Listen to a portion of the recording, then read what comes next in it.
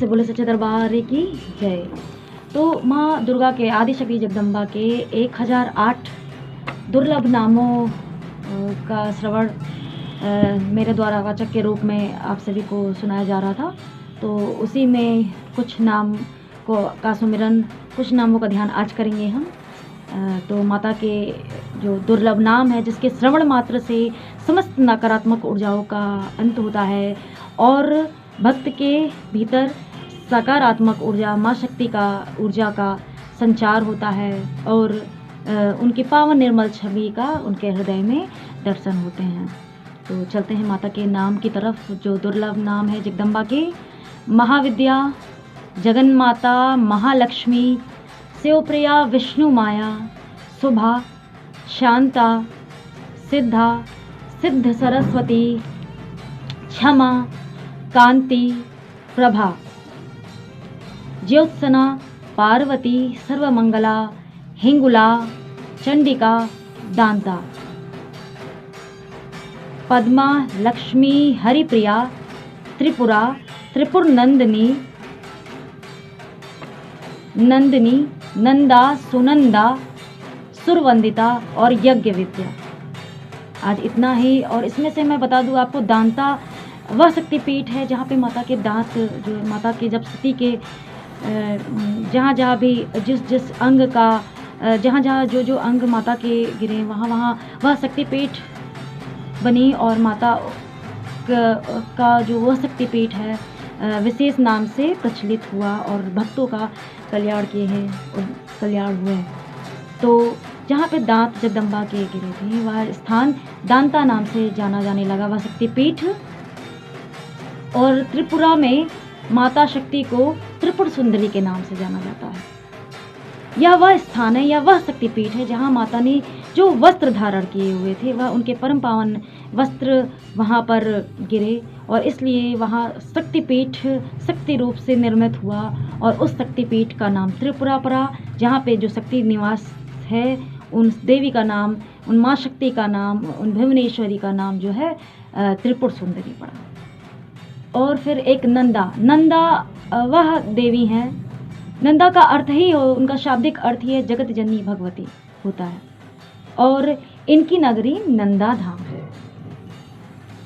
माँ नंदा का जो है नंदा धाम उनकी नगरी है और इस देवी का जो है जगत जननी का ही एक नाम है, शाब्दिक अर्थ ही है जगत जननी भगवती। तो यह देवी नंदा नाम से अपने भक्तों का कल्याण करती हैं, उनके दुख समस्याओं के समाधान करती हैं। और फिर इसके बाद है सुरवंदिता, यज्ञ विद्या। तो आज इतना ही। माता के नाम और 1008 हैं। तो धीरे धीरे मैं थोड़ा थोड़ा करके समस्त नामों का जहाँ मुझको आवश्यकता लगेगी मैं वर्णन करूँगी और माँ के पावन नामों का सुमिरन करें।